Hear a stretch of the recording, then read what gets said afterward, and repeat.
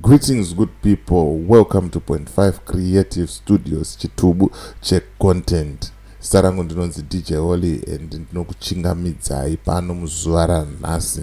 But zvamanje ndakatsamwa, handisi kufara and handisi kunakirwa neyese iri kuitika zvamanje. Ndakauya panapa ndikataura ndikati Geza haana kana dhiri. Geza iZANU-PF. Geza akuda kutongoitisa vanhu vakandituka, vanhu vakandinyomba, vanhu vakanditi ndiri murakashi. But right now pane vana vakasungwa musi wa17, vamwe vakazosungwa after 17, including Madzibaba Veshanduko, vachiteera gwara ravageza ivava. Right now the men ari kutadza kuenda kutoyers, ari kutadza kuita wet mutoilet. Last time vakamusunga vakamutsika nengo. Right now zvinhu zvakaoma. Where is Geza wamaisupporta muchifara naye muchitaura kuti Geza revolution is unstoppable? Ari kupi right now? Murume weumwe munhu ari panguva yakaoma. Vana veumwe munhu havana baba right now as we speak. Murume umwe akatochwa, akarohwa zvisingaite. Iye Geza ari kutobuda achipenya, achionekera, zvinhu zvake zviri kutofaya, akatopiwa mari yake neZANU-PF akadya. Tumahure twese twaitaura kuti Geza revolution is unstoppable, Geza revolution is unstoppable, twapiwa mari naNakasukuwere, vari kupi? Why are they not helping Madzibaba Veshanduko? Madzibaba Veshanduko vakarohwa eni zvari kutadza kuenda kutoilet. And then touya panapa pamaplatform tichisekererana, tichitaura nyaya dzisina kana musoro wese, tichitaura chirungu tusina kana nebasa rese. Pane zvimwe zvekuti munoda kusekererwa vanhu imimi, but zvimwe zvacho tofanira kungokumisai kuti chimbomirai nechihure chenyu kuZANU-PF ikoko, chimbomirai nechihure chenyu kuG40 ikoko. Vanhu ngavasangane nenyaya dzechokwadi. Geza haana kana plani. We have said it before and we will keep on saying it again. Kana ane plan Geza, kana anga akaipa, ari kudi kubudisa comrade nyoka yemabhunu mujeri. Kana ane plan Geza, kana akaipa, ari kudi kumisa vanhu ari kutochwa. Ungatocho Madzibaba Veshanduko, unorova upai pakadaro. It's all because of Geza. And inini I will blame Geza. Netwese tuma platform twemahure twaitaura kuti hanzi Geza revolution is unstoppable. I blame vanhu ivavo. Andikuramba inini at a certain point ndakatoudzwa zvanzi mfana ngatisapote Geza zvinhu zvinotoita. Ndikatombosapota kwezvizuva. Ndakazona kuti hama yakani zvinhu zvapana kwazviri kuenda izvi. Kunyeperwa kwega, kuitiswa kwega. Right now they are inviting Geza back. Ndakanzwa mwana waGeza achitaura paCoolent TV achitaura zvinhu zvisina kana brain zvega. Mudhara wake anodzoka achitei, achidzoka kupi, kuzoita sei? Pane zvimwe zvinhu zvekuti tinofanira kuonesana kuti amaya pakabhaizika.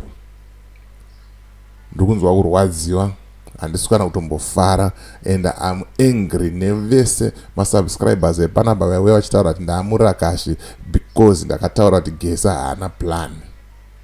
The videos are still there, comments are still there. Kana mune nharo ndogona kudzokera nemadates acho yayo tonozvifukunura toti maitaura kuti chiyapa. I was the first person akanyora tsamba kuna comrade Geza. Vanhu vakapopota. Zvikanzi zvauda kuziva zvinozivikanwa nemutengesi, zvauda kuziva zvaamutengesi. But ndonyaya dzatatirai kuavoida idzi. Geza has been lying in public, on public platform in front of people. Zvikanzi tichakutengerai chikafu. Pane one rakatengerwa chikafu naGeza. Geza akasungisa vanhu vakatozobudiswawo zvavo netsitsi dzevamwewo vanhu vanga vanzwa tsitsi. Right now futi pane vanhu vari mujeri vakasungiswa nekuda kwaGeza. Iye ari kumba kwake, ari mucomfort make. Comrade Geza, hakuna chikawadi chakadaro chinopfuura chamuri kuita ichi kana kuti chamakatoita ichi. Muri musoja, you are a war vet and inini ndiri mwana, I've got a right to speak nababa wangu. Handifunga kuti kuhondo ndo marwiro amaiita hondo aya of being a coward, kuti umwe wako kana apfurwa gumbo womusiya akadaro wotiza. Dai mairwa hondo muchidaro, I think zvaisambobuda. So I know you are watching this video and I know murutoona platform yangu and izvozvo ndozviziva. Baba, kana musina dhiri chingouya pamaplatform mungodzoka motaurira vanhu kuti very sorry vana veZimbabwe, I'm rejoining ZANU-PF, tobva tabudana nemi. Mutinzwe futi tichitaura kuti Geza is dead and buried long time. But nyaya iri kundirwadza yaita kuti ndiuye panapa inyaya yaMadzibaba Veshanduko. Ndo yandoda kutaura apa. Zvikanzi pro-democracy activist Godfrey Karembera, also known as Madzibaba Veshanduko, is 47 years old and very sick in prison. Report says prison officials are not allowing him to get private medical care. Vari kurwara Madzibaba Veshanduko, munhu ane 47 years ari muchipatara, and mari officials emujeri magadijeri, they are not allowing him to get private medical care kuti aoneko kunzi chii chiri kuitika.